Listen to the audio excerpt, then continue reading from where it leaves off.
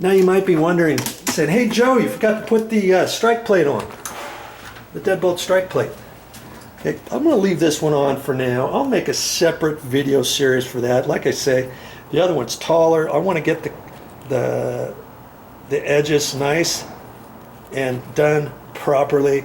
And that I can only do if I get a smaller smaller chisel. The smallest chisel I got is a 1/2 inch. Okay, so I'm going to take that out for right now, and I'm going to check all this, get it screwed up, buttoned up, and be done with this little project. And here's one last thing I want to show you as you lock it. Okay, I'm going to press lock.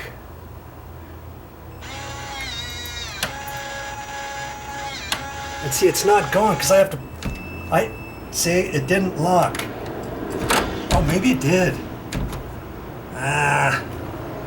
See, sometimes what you have to do is you got to double check and make sure that this is adjusted properly to pull this in so that it's not going to hit. See, I can adjust the bottom door latch by pulling it in a little bit, or for right now, if I want to lock this and if it's giving me issues, I'll just pull on the door a little bit to let the latch go in without having to adjust the strike or anything.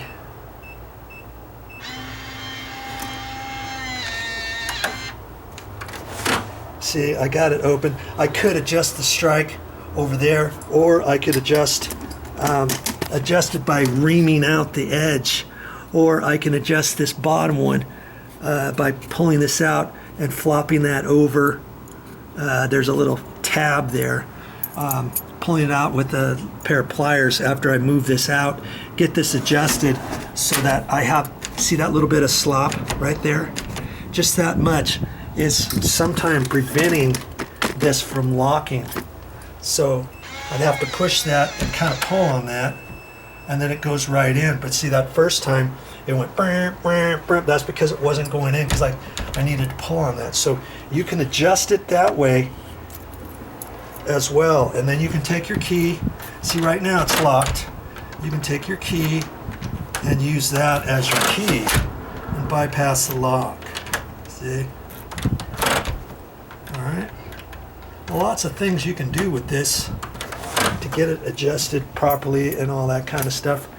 And you know, there you go.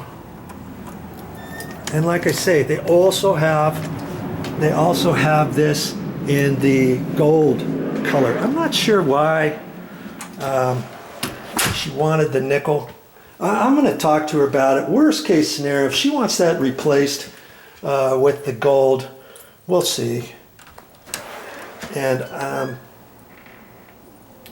the other thing I could do is take this whole bottom assembly off and change that to nickel.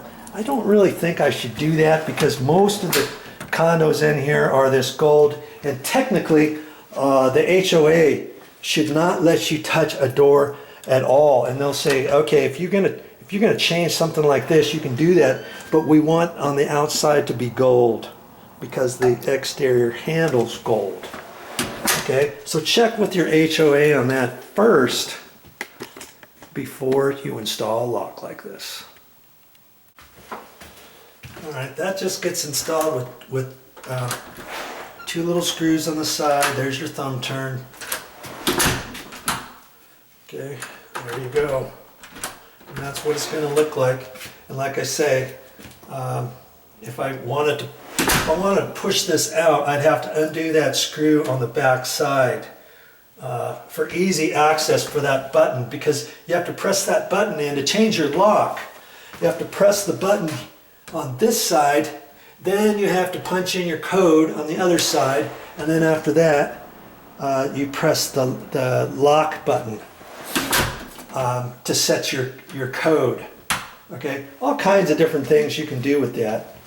All right, have fun. Well, that's all I got for this time, but I'll be back with more videos, and I have no idea what I'm going to show you next, but you just might learn something.